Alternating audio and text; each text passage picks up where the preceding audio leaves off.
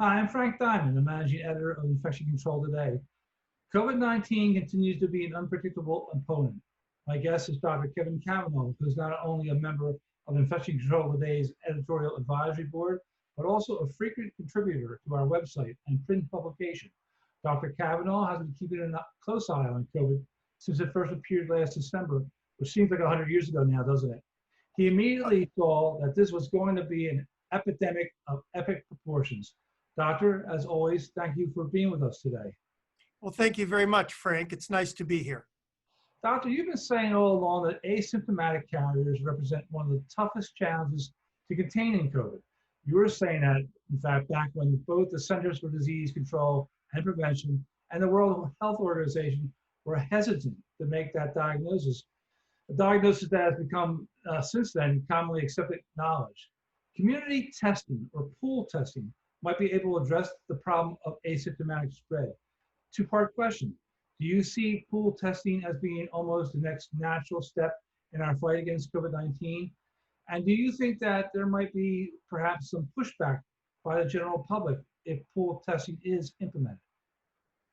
Well, Frank, definitely pool testing is very important for the diagnosis of asymptomatic carriers. And let me first explain what pool testing is. This is where you maximize your testing capabilities by combining specimens from a number of individuals and just doing a single test. And if it's negative, all is good and well. But if it's positive, you then have to test each specimen separately.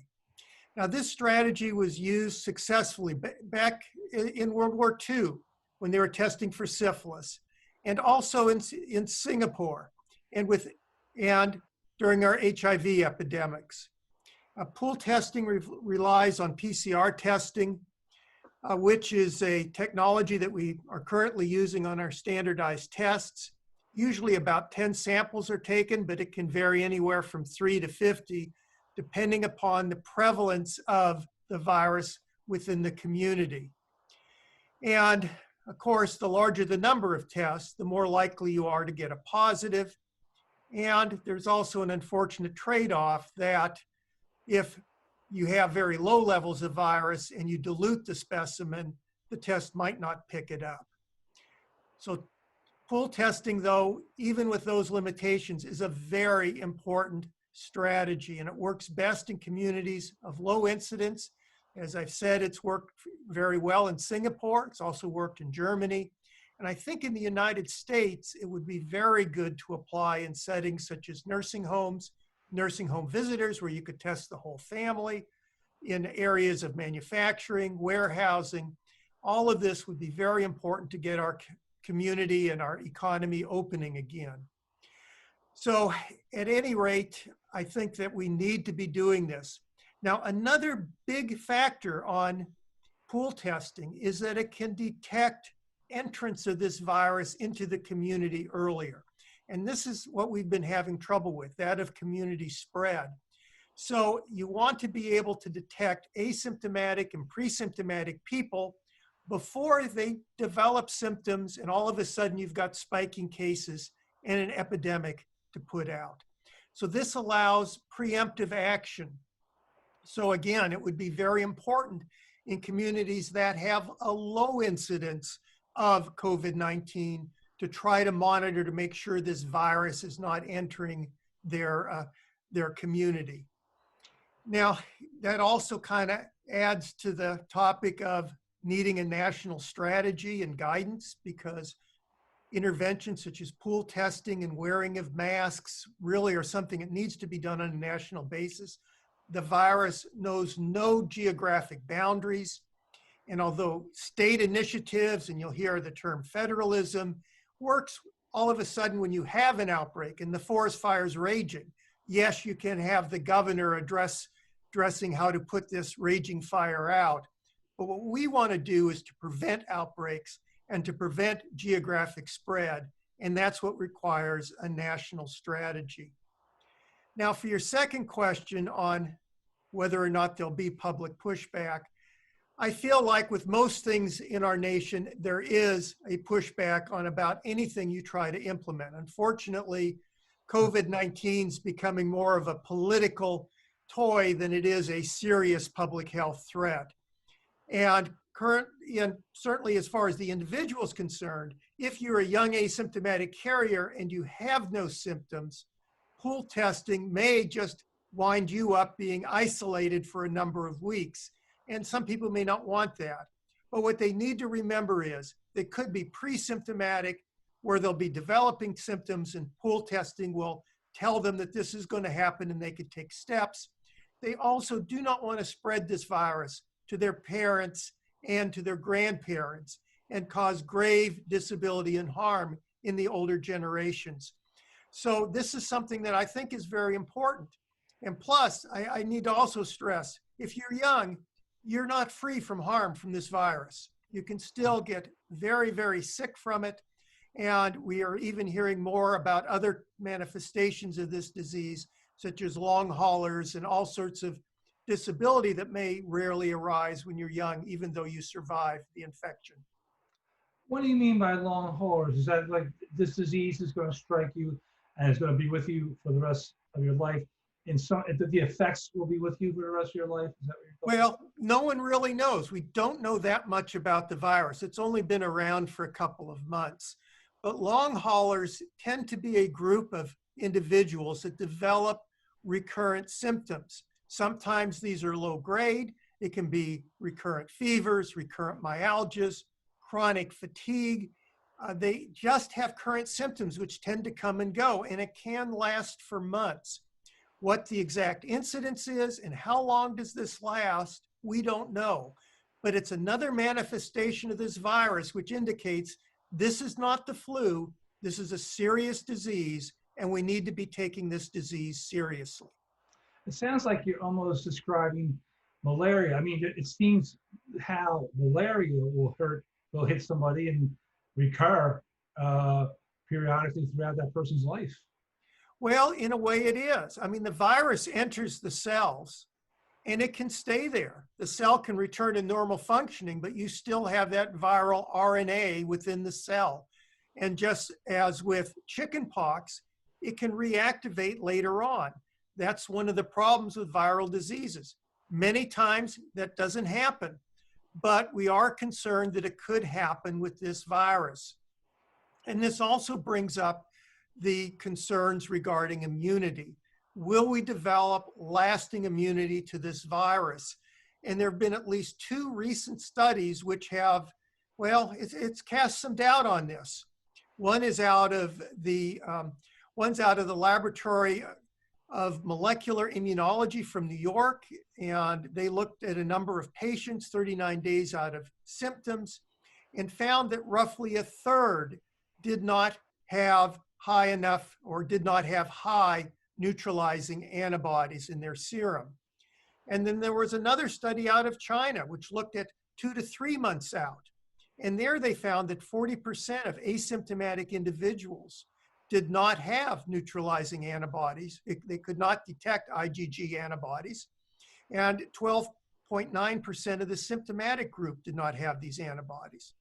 Now, a couple of caveats. One, there's also an entity called T-cell memory cells. So it just doesn't mean that if your antibodies are not there, that you can't quickly gear up and make them and still avoid getting an infection. We just don't know. But these studies do create some concern that maybe this infection doesn't give strong immunity, maybe only for a year or 2 years. And certainly other types of coronaviruses, such as the cold, seem to only give a short-term immunity. There's also some indication that the amount of immunity is linked to the severity of the illness. So if you're an asymptomatic individual and you've never developed symptoms, but you had the virus, you then cleared the virus, your immunity may not last as long as someone with severe symptoms. On the downside of that, if you have severe symptoms, you're probably more likely to have some lasting effect from this virus. So it's kind of a catch-22. Hopefully the in-between area will be quite large. Again, we just don't know enough with this virus. So we need to be careful. We need to social distance. We need to wear masks. And the younger generation needs to think Not that they're indestructible, but that they need to take precautions both to protect themselves and to protect their elderly parents and grandparents. Yes, as you were speaking, I was thinking about the term young invincibles, which insurance companies use to describe younger people who will not buy insurance, health insurance, because they just think they're never going to get sick and never have any health problems. But this disease, apparently, you're saying there's suggestions that you can get it as a young person, and there's a chance, some suggestion at least, that it's going to could stay or recur throughout your life. Well, and that could happen, especially with the chronic fatigue syndrome that's seen with viral illnesses, and they're detecting this in also COVID-19 individuals. And so it's a problem. You need to remember that just because the death rates are falling doesn't mean this isn't a dangerous virus. You'd expect them to fall because our treatments of this are getting better. We know about anticoagulation, we know about proning, we know about remdesivir, we know about dexamethasone, we have antibiotic serum. So all of this is going to lower our fatality rates. And just because you're a younger population and you're seeing these fatality rates dropping, you still need to remember that this virus can affect almost every organ of the body, and it can give you lasting effects. You not only want to be young and alive, you want to be young and healthy. Right. And to do this and to stay safe, you need to respect this virus, not gather in bars. We're still in a pandemic, and just because the numbers of deaths look good doesn't mean that we're anywhere near out of the woods. The raising rates of hospitalizations in many states is very concerning. We're getting community spread of the virus. First, it's the young people. They can then spread it to the elderly, who I think are mainly now sheltering in place. And the lasting disability in all age groups just isn't known. But initial reports that we're getting of this virus are very concerning, and I would say very scary. So stay safe, practice public health guidance. To get back to pool testing, you mentioned in your response that pool testing could be used in nursing homes, but you also said it could be used in places where you wouldn't expect it to appear. So I just want to join those two thoughts together. So you're saying perhaps a nursing home that might not have had any incidents of COVID-19 yet, that would be a good target for pool testing. And are you thinking possibly when schools get back in session, something that the school nurse, with the help of perhaps an infection preventionist from the local hospital, can start pool testing the children or the high school children or the college children? Well, and their families, yes. And we need to get out of this paradigm shift, is that we start testing when the infection appears. You know, that by that time it's too late. We need to be doing testing before that happens. Once the infection gets in the nursing home, it's very difficult to stop. So we want to test people and families before they would get to the nursing home, before they would see their relative. I think this is the only way we can have some safety as we go forward. Unfortunately, we're in the midst of a raging epidemic, which at this time I was hoping would be died down and mostly gone away. And so in some respects, although I know people have said I've been alarmist in the past, but I had underestimated this epidemic. So, I mean, you can take that piece of grain of knowledge that as alarmist as I was, I underestimated it. I never would have predicted we would be at a height of this in June and going forward. We're not even in the fall yet. Well, we are recording in June. This will probably be aired in July, but yeah, I'm a witness that you've been pretty on target all along. So any final words of advice for infection preventionists and other healthcare workers on the front lines? Does pool testing affect their jobs in any way? Well, yes. I mean, they should be pool tested too with healthcare workers coming into the job. This is one way to be safe. Anybody that you're around in close contact for a long time, which is mainly your coworkers, you have a greater chance of transmission. You would think it's patients, but your contact with the patient may not be as long is that with a coworker. And when you have a contact with the patient, you may be taking greater precautions. So that really coworkers and out in the community is at higher risk. As one Arizona physician said, he feels safer in his COVID-19 ward than he does out in the community in retail establishments.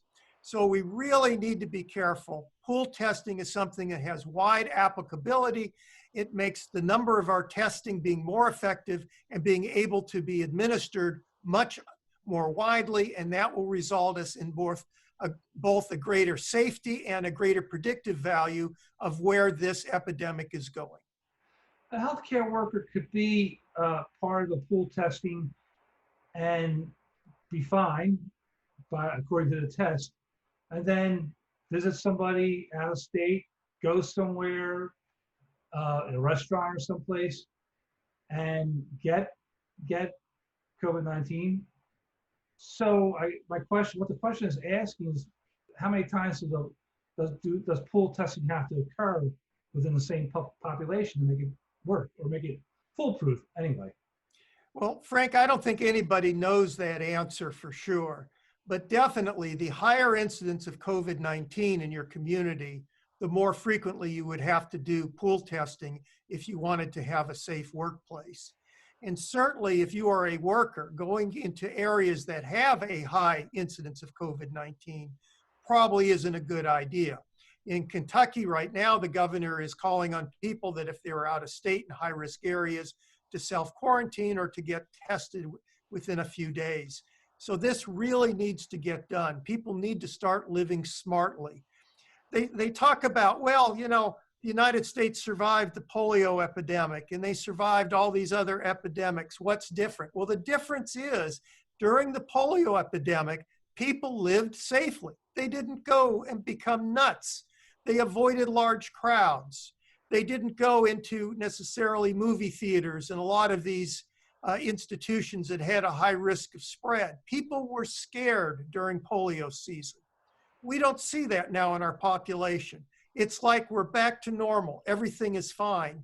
And polio, although it was very contagious, this virus may be even more than polio. It may have an R0 that's higher. And this virus also spreads by respiration. So it is at least as contagious as polio and smallpox, and we need to really respect it. And so we need to start living differently and living smartly. There are some questions I don't have answers to. I don't know how you can safely open up an indoor gym or a bar that's indoors and congregate and gather. You probably can't. I mean, the whole idea of a bar is to have people congregating and gathering and you meet new people. That's just a setup to spread the virus. The virus is going to spread based upon its characteristics that it has. It's not going to say, oh, because of that setting or they need to open, I'm not going to spread as much. That's not what happens. It's completely independent on spread. So pool testing is a way for everybody to start to have a safe workplace, but there are some workplaces where even with pool testing, because of the customers coming in and the inability to social distance and people not wearing masks, that it still won't be safe.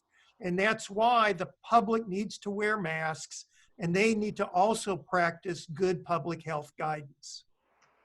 The always informative Dr. Kevin Kavanagh, thank you so much for visiting us again here at Infection Control Today. I say here at Infection Control Today, you're part of Infection Control Today. You're on our editorial advisory board. Thank you for giving us good advice again. Okay, thank you very much, Frank. I appreciate it.